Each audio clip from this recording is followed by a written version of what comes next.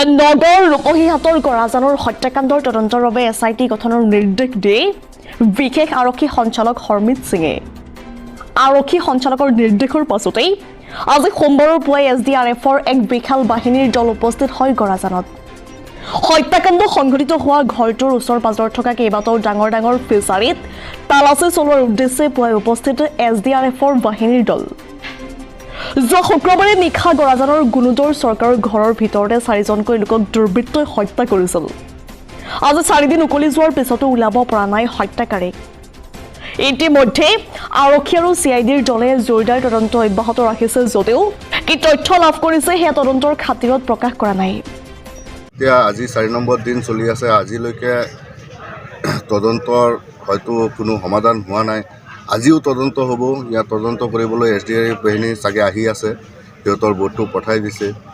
কিন্তু যেতিয়ালৈকে এইটোৰ সমাধান নহয় তেতিয়ালৈকে ইয়াত তদন্ত চলি থাকিব বুলি আমাৰ এতিয়া লাগি আছে। কাৰণ ওপৰৰ যিবিলাক অফিচাৰ, হাই ৰেংকৰ অফিচাৰো ইয়াত আহিছে, SP, তাৰপিছত আমাৰ DGP, ADGP, গোটেইখিনি মানুহ ইয়াত আহিছে। হয়তো হাই অথৰিটিৰ পৰা নিৰ্দেশ পাই পেলাই কিবা কমিটিও সিহঁতে গঠন কৰিছে। গঠন কৰাৰ পিছতো এতিয়ালৈকে কোনো সমাধান তথ্য চাগে সম্পূৰ্ণৰূপে বিচাৰি পোৱা নাই, যিটো কাৰণে আজিও 4 নম্বৰ দিনত আকৌ সিহঁতে তথ্য সংগ্ৰহ কৰিবলৈ আহিছে। এনে গাঁৱৰ ৰাইজ বা স্থানীয় ৰাইজে সন্দেহ কৰাৰ মতে আচলতে ঘটনাটো কেনেকৈ সংঘটিত হ'ব পালে?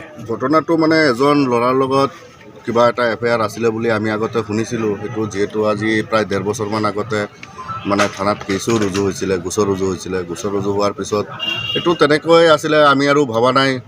এতিয়া ঘটনাটো হোৱাৰ পিছত সেইজন ল'ৰাকে আমি ছাছপেক্ট বুলি ভাবিছিলোঁ, কিন্তু ছাছপেক্ট কৰাৰ পিছতো এতিয়া সেইজন ল'ৰাৰো মৃতদেহ ইয়াত উদ্ধাৰ হোৱাৰ পিছৰ পৰা সম্পূৰ্ণ বস্তুটো ৰহস্যজনক হৈ গৈছে। কি ক'ব এতিয়া? তৃতীয় কোনো পক্ষৰ হাত থকাৰ সম্ভাৱনা আছে? তৃতীয় পক্ষৰ হাত থাকিবও পাৰে। এতিয়া তদন্ত যিহেতু চলি আছে, এতিয়া সমাধান নোহোৱালৈকে আমিও ক'ব নোৱাৰোঁ। কাৰণ ছাছপেক্টেড পাৰ্চনেই ইয়াত যদি ডেড বডি, তাৰ থ্ৰুতে হয়তো কিবা এটা ওলাব পাৰিলেহেঁতেন। কিন্তু এতিয়া তেখেতৰো ইয়াতে মৃতদেহ যদি দেখা গৈছে আজি NDF বাহিনী আহিছে।